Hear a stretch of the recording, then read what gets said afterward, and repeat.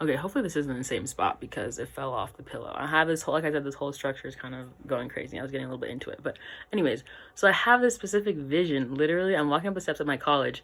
And dude, this is hilarious. This is when I still was like, oh no, I can't be gay. This is so bad. Like, I'm gonna go to hell. I'm praying the gay way. I'm walking up the steps, right? And I look up further up the steps. This girl ahead of me is wearing a skirt.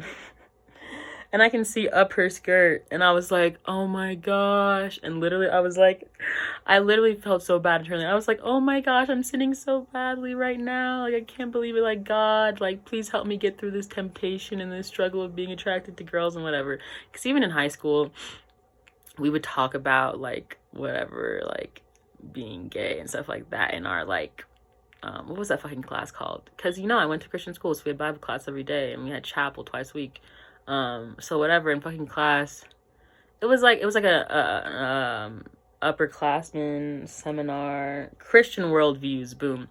And we each had to do projects on like taboo things. So I did the project on racism with the two other black kids in class, of course, because I'm like, I'm not gonna let you white kids screw this shit up again, whatever. Which is also annoying, but whatever, educating white people again. And then the other gay kids in class, who everyone knew were gay, but whatever, they did it on homosexuality. And in class, I remember saying, which is what I believed to be true, because generally Christians believe that being gay is a choice. And I was like, you know what? I think being gay is like alcoholism. I think that you can have a predisposed temptation towards something or whatever, and then just have to work through it in life. Like, because in the Bible, there's not different levels of sin, but there kind of is different levels of sin. But within that, there's like different, not really, but kind of we kind of understood it was like there's things that different people have different struggles with, if that makes sense. So one sin could be more difficult for somebody else, whatever, blah, blah, blah. Which is hilarious to think about, because like I said, K through 12, I can give you the Bible back to back. That's not even fucking in the Bible, but that's just doctrine. Literally, senior year Bible class is called Reformed Doctrine, where they try to brainwash you into becoming reformed. Literally, our college counselors wouldn't counsel you into going into any school but a Christian school. When I told her that I was applying to Georgetown, she was like, oh wow, good for you, and didn't help me. So whatever. Either way, what the fuck was I talking about? Oh yeah, seeing the girl's ass. Dude, that was like a vision from heaven. I was in heaven, and then I was like, I'm sinning, whatever. So the whole time I knew I was gay, I didn't come out, whatever. I was like, yeah, girls are hot, whatever, blah, blah, blah. And this whole time I still haven't having body image issues because I was depressed. I just kind of wasn't doing anything. I was failing my classes. I was like sleeping all day. I wasn't going to class. I literally like almost didn't go to finals. Like, I was eating a lot. I was binging a lot. My appetite is one of the things I have a big struggle with whenever I'm having mental health issues, well, problems or whatever, things come up. And so I gained a lot of weight in college. I gained like, I want to say 50 pounds. Freshman 50 pounds. It wasn't 15, it was 50 pounds. So that just came back into, like I said, another thing where I wasn't thinking about my gender, because it was just like, I feel so bad about myself because I'm so fat phobic and I hate myself, truly. Whatever. So eventually, junior year, I come out to my roommates. I'm like, I'm bi. It's hilarious. Because and thinking back to my roommate, shout out to you. Hilarious things happened. Now I look back on it, but like, we were talking and I was like, yeah, I grew up Christian. I feel like at this point I was still going to church on campus. I went to church on campus, I want to say all throughout senior year too, even when I came out as gay. I don't really know what the thing was. I think it was just comfort, and I was still depressed, and I was like, God help. And he didn't. I still have a lot of unpacking to do religion-wise, obviously, but whatever. So I came out to my roommates as bi, and it's funny because I told my roommate, I was like, I'm so sorry for what the church has done to all queer people. And they were like, I don't care, because they weren't religious and they didn't care and they didn't believe in anything. So it was hilarious. But I thought I was really being like you know, like a nice Christian, whatever. But truly, that was for me to hear to myself. I was just talking to myself because I was like, yo, the church fucking sucks and is fucking hypocritical as shit and whatever. And I was hurt by the church. So that was just me speaking outwardly to myself, which me and my roommate, ha ha ha, laugh about later in life. Anyways, and then after I come out, my roommate's like, oh, you should totally read this book. And my roommate and I are really great friends now, so whatever, we have a close relationship. And so they let me read this book, which I have with me, actually.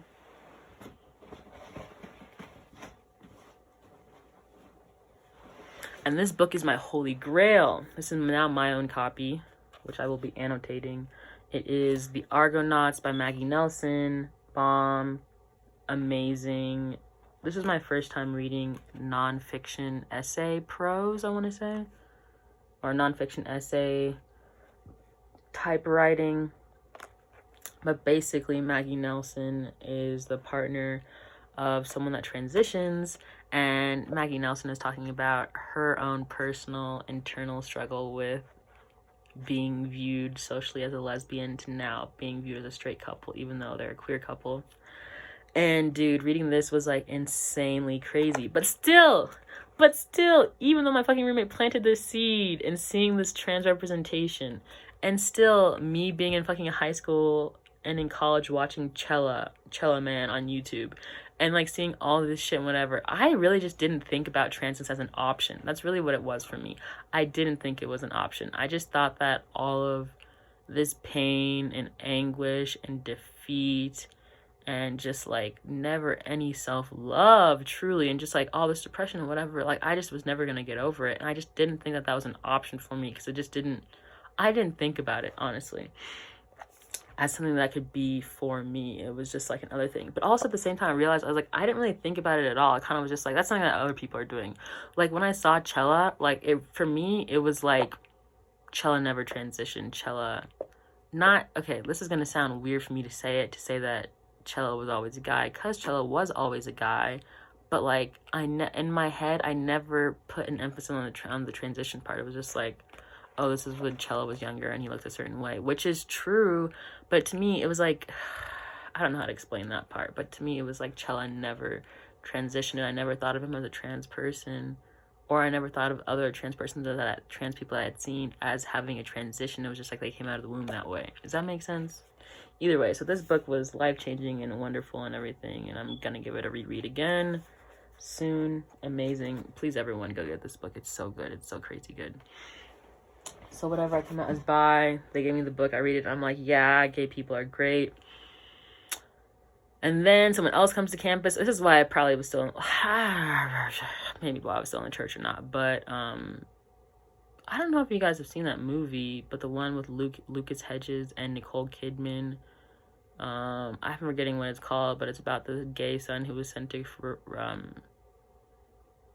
what is it called? Conversion therapy, which definitely kids in my school were sent to conversion therapy. My high school, I'm saying, whatever, and there were groups on church and like whatever. Either way, and so the dude that actually wrote that actual book, whose life it's based on, came to school, and that was so life-changing for me. And it was really about compassion, because at that point it was just like, that was like kind of the beginning of like my decline with the church, of just like being compassionate to people that just aren't gonna understand. But because I grew up with them and had elements of seeing like who they were with the hate and outside of the hate, and just how much like the brainwashing of the church can just like completely consume who you are, and just like, if I believed it, anyone can believe it, you know what I'm saying? And so it's just about like having compassion sometimes. But either way, that's a whole other side story, whatever. Let's continue forward. End of junior year, I'm outwardly with literally only my roommates, I want to say. I don't even know if I told my other friends, because it really wasn't a big deal, because I wasn't dating anyone. I wasn't actively being like, oh, I have a crush on whoever. and whatever. It would just be like, oh, I'm cute, whatever. Really, why I came out was because I was so fucking sick of my roommate being like, oh yeah, like, gay, I'm gay, ooh, everyone's gay, la la la, but you wouldn't understand. And I was like, shut the fuck up, I'm gay too, okay? So that's really why I came out, because I was so fucking sick and annoyed of being left out of the conversation, because I was like, I internally know this about myself, and I'm being sick of not being viewed as who I am, which is hilarious, because now I'm sick of not being viewed as who I actually am. Whatever.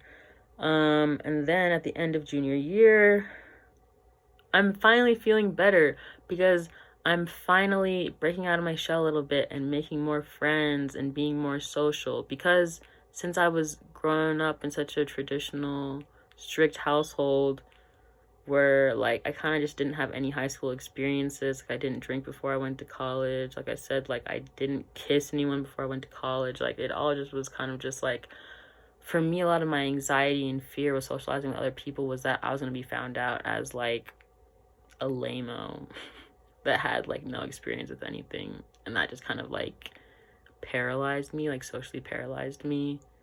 I just kind of just, like, shut down.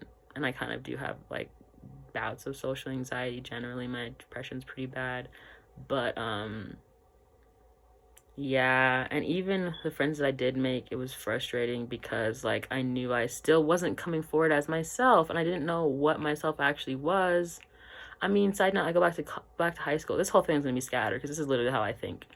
I go back to high school and we had, like, one chapel, which is basically like a church service on campus where everyone has to go. It's like a class period. And it's kind of like, it was supposed to, like, make us feel closer as, like, a graduating class. And it was like, if you really knew me, you'd know X, Y, and Z, whatever. And, like, people were like, oh, I have depression, I want to die. Someone was like, I'm addicted to porn. And it's like, yeah, everyone watches porn. But in that moment, it was like, geez, this is crazy. None of this is a fucking sin. It's just like being human and being in fucking high school and being horny. And then I went up there because, like I said, I was ASB class president. And so ASB president, so I had to go. And I kind of set the whole thing up. And so and the whole week I was thinking about, I was like, what do I even want to reveal to these fucking people? Nothing. But the truth of the matter was, I went up there, I was like, I could talk about porn. I could talk about being depressed and suicidal, or I could just say, which is the truth, which was, I was like, I have a large disconnection to, like, my identity and how I can shapeshift into different places and spaces where I'm actually a really sad, depressed, and angry person at home, which I'm not at school, where I wear a mask 24/7. And to me, when I said that, it was like, my mask is that I'm angry at home, and I really was really depressed and angry and would act out a lot at home, and school was my reprieve. I didn't have to deal with any of that because I didn't really get along well with my family, and I still kind of do have family troubles because I was so angry and still am, and either way. But that through line of wearing a mask and being fake, where I was like, I just feel like I'm being fake 24/7. And I kind of graduated high school being like, I don't know who the hell I am, but I'm really great. Jump back to what I was saying at the beginning, but I'm really fucking great about being fake. I can put on a fake fucking mask and be that bitch 24/7 if I really want to be. And so it was really just like, I fell so deep into the game of it all that I couldn't allow myself to see myself for who I really truly was as Liam. So whatever. So I guess glancing over back through college again, I was being fake, but I wasn't being as fake. But since I didn't know who I was, and I realized that, all my confidence that I had in high school kind of just, like, went to shit, and I had no confidence at all, and so I couldn't even fake it anymore. I was just anxious and just sad and just crying all the time and just wouldn't get out of bed. So anyways, by the end of junior year, because I was making more friends, whatever, blah, blah, blah, and I was like, yeah, I'm finally going to go study abroad. I was trying to fucking study abroad for a whole year so I wouldn't have to be on campus because I was so fearful of rejection. I was so fearful of trying to make friends, and like I said, just, like, fucking fearful of living life, like, honestly. Either way. And of that year, which was the end of 2019, And as we know, 2020 comes with Corona. So anyways, so beginning of 2020, I have a really long Christmas break because I'm going abroad. My abroad doesn't start until the beginning of February. So that's super long. I usually have like 2 weeks off for Christmas. This time I had a month and a half, which was crazy. I have my birthday, which was crazy, at home before I go abroad, and then I go abroad. And for me, like I said, just being feminine and being ultra feminine, and like my dress this whole time, like how I presented myself was ultra feminine from 0 to whatever.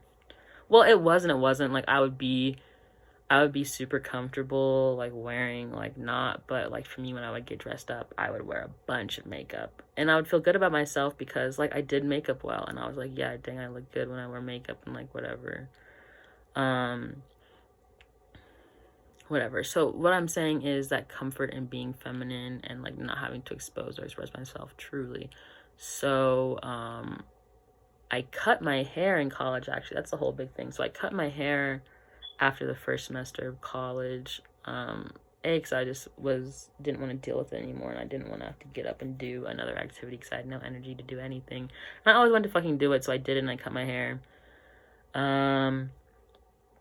So my hair was short, and then I kind of let it grow out into a little fro. Oof, that was a hard time. And I got wigs at that point. I was like ultra femme, lashes, heavy makeup, wig, and it was cute, but it was just because I was so insecure. Anyways, so going abroad, at this point I had the option. I could keep my hair short and cut it again, but it was like I wasn't about to find a barber in fucking Chile. They don't even have black people in Chile. Chile is fucking white. Chile is one of the whitest countries in fucking South America. En el Cono Sur. Anyways, I was like, I'm not about to have a little fro for the next 4 months, whatever. And so I get locks, some faux locks, which were super cute and super long. And so just jumping back into the femininity. So I was like, I don't want to deal with shit. I don't want to hear anything. I want to be cute. I want to just quickly do my hair or whatever. And so that also was frustrating because I was like, I'm going into a lie. And at that point of time, I kind of realized that I was getting fed up with looking like this. And it was really just like, I just need to bite my tongue a little bit longer to get through this study abroad experience so I don't have to deal with any shit. Anyone ask me questions, anyone presuming, whatever. I just wanted to be a quote-unquote average, normal, pretty, whatever, black girl, and then move forward and just not deal with it. Because even on my application, I had to put, like, are you gay or not, so that I'd put you with a family that wasn't homophobic, and I put I was gay just because I was like, yeah, you never know what's going to happen while I'm out there. LOL. Which, personally, I had a huge crush back then. Shout out to you. Either way, which was crazy. It's just funny looking back because I had so much confidence, but whatever. But it also was really disheartening because it wasn't who I was, and I still was running around not Liam, but whatever. It was cute. It was cute. Anyways, so study abroad happens, Corona starts, we come back from study abroad maybe 3 weeks. I was only there for like 3 weeks, 2.5 weeks. Get home, and as everyone's COVID story, you spend a bunch of fucking time with yourself, and so a bunch of fucking people came out, and realized things about themselves and understood things about themselves. And so for me, my pronouns are super important, and how I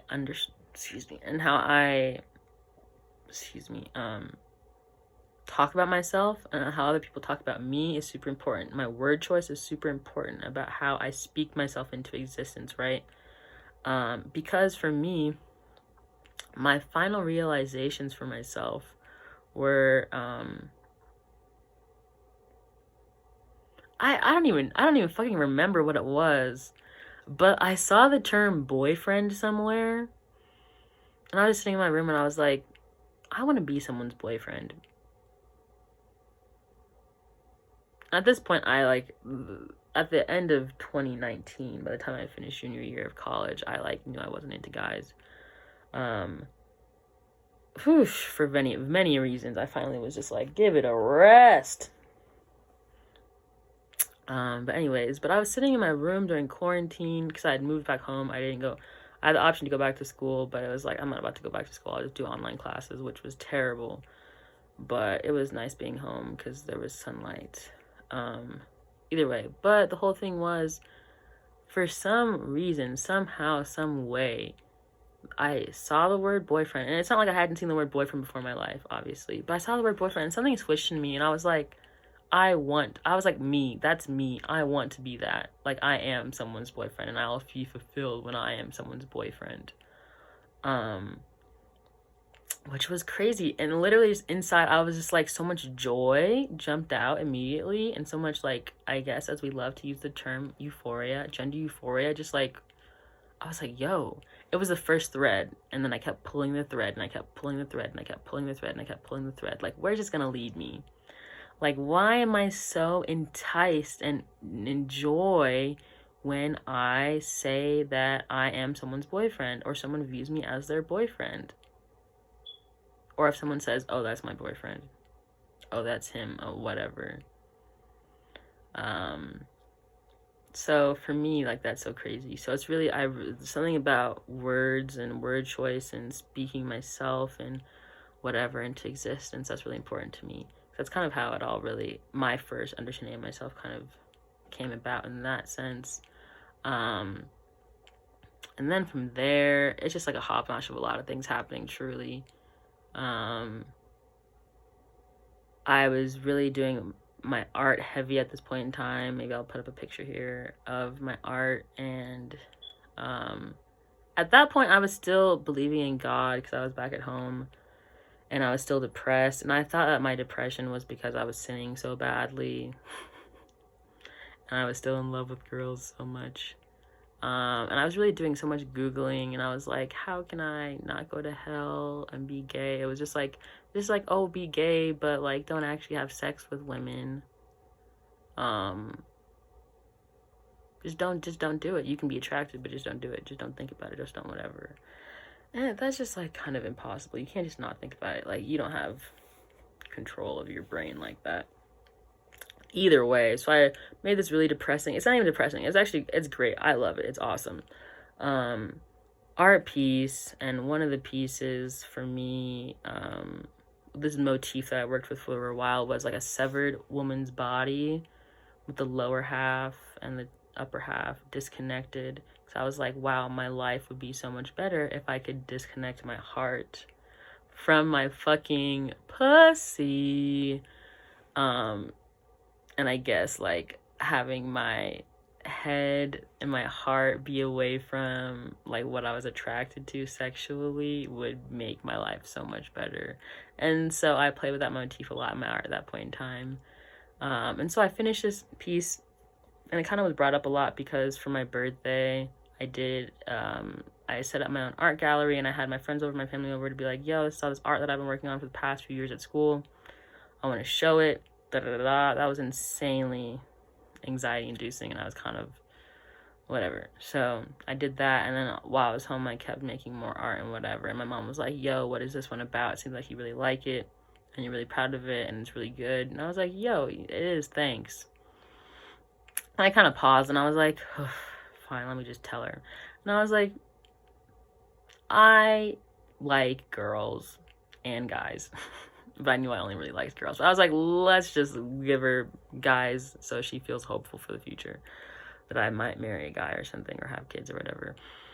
And so I cried, and I was like, yeah, and I'm gonna go to hell because I like girls, and this is about me being guilty and like me wanting to separate and la la la. And she was like, you're not gonna go. She was like, don't hold on to that guilt and like whatever.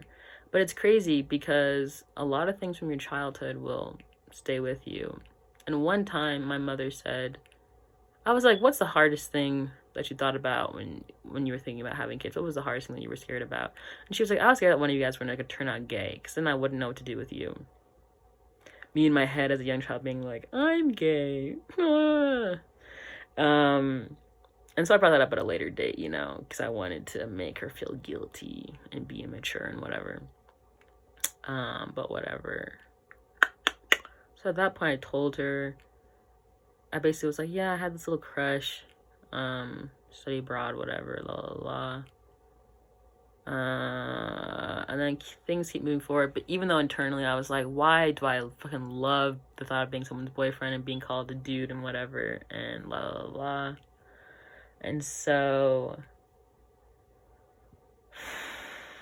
to combat that, because I guess I was scared, I just went ultra feminine, ultra sexual with myself, and thinking of myself in that way. Like, I was like taking a bunch of nudes, and like I was doing like cam stuff for like a little bit, and just like really thriving on how I could get male attention again.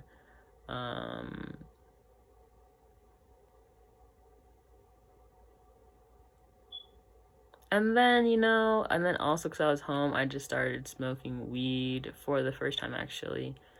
I like smoked once in college, but then I was just like, no, not right now. Because I just didn't want to, I just stopped drinking in college as well. Kind of, but not really. I just stopped going out because I just, like I said, didn't want to socialize.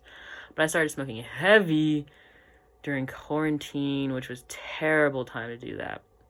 But it was good though, because if I would have started smoking in high school, I wouldn't have graduated high school, nor would I have graduated college. And that's just it. That's just the point of the matter. I barely graduated college itself because I was smoking so badly. But positively, because I was smoking so much, it kind of just allowed all of my masks and all of my understandings and all of my preset robotness and all my preset whatever of what I thought I needed and what I needed to do and this whole script and whatever kind of just like came crashing fucking down. And I kind of just looked around and I was like, what the fuck am I doing? I just had a lot of times where I just would look in the mirror and I would like see myself and I'd look in the face and I'd be like, you look like a fucking guy, like in a wig. Like, cause I said at that point I was hyper feminine and like trying to over sexualize myself. Like, I would try to put on my wig and I just look in the mirror and I'd be like, you're trying so fucking hard to be someone you're not, and like you're just not it. Or like I would just sit in the bath crying and I'd just be like, I don't get it, I don't understand, like whatever. And like really, I called my friend up and I told her about this afterwards. And like at that point, like I just had so many like spiritual awakenings and breakthroughs where it's like I stopped believing in God maybe when I was studying abroad or like for a while, but I was kind of just like, I'm not going to invest my time anymore anyways. Because I knew how much hate was fueled into it and fueled out of it, and was excuses made for hate and hurt and pain being caused to people. And I just was like, I am gonna do it. And also was like, I'm accepting myself as someone that loves women, and this is not out of the Bible, so I don't fucking care. And like, it doesn't make it, and it doesn't matter because hell doesn't exist, and like I'm gonna die anyways, whatever. So back to my smoke-induced spiritual awakening, where at a point in time it was myself and my created self. So I'm gonna say my created self was my 0 to 21 when who I thought I was, and then my real self is me, Liam, where I could go into my brain far enough and think hard enough, and I could be able to separate these two, where I could be like, whoa, I'm a dual person. I have this feminine side and this really strong masculine side. It felt like I had like a twin brother inside of me. And a boy that I could call out when I wanted to. And I would call out to him. I'd be like, oh, Liam, like, whatever. And, like, we just talk and chat and, like, whatever. Like, this is just me talking to myself. That's really what got me through quarantine, fucking talking to myself. But I actually was talking to myself, but I was talking to Liam, if that makes sense. And so Liam was my protector. And, like, we would just chat and talk and just being like,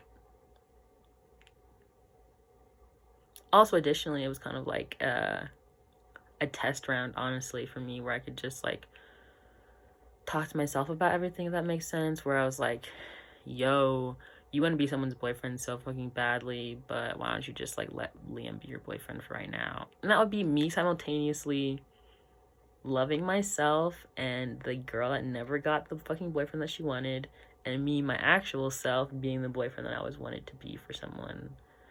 And then slowly Liam just kept eating and eating and eating and eating, and whereas finally like, yo, this girl is no one, you are fucking Liam, just like get over it and accept it. And so for a long time it was just really hard for me to accept it, because it was just like, damn, I'm just scared of what the fuck this means for myself. And it's fucking scary, like I said, fear-inducing, anxiety-inducing, but it's also like, I have to follow what brings me so much fucking joy.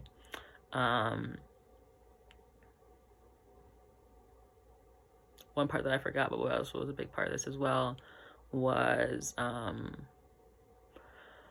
once I kind of realized that, I realized that my attraction to girls wasn't obviously like in a lesbian way, which I never really like identified with anyways. And so it was like, no, like, I'm the fucking dude. You, like, this is not a girl moment, like, it's a guy girl moment. And even like when I would watch porn, like whatever, it was like, no, I'm not watching girl lesbian porn. Like, that does absolutely nothing for me. It would just be like watching two girls versus like, I don't know how other people watch porn, whatever, but I need to pretend like I'm one of the people. You know what I'm saying? Anyways, so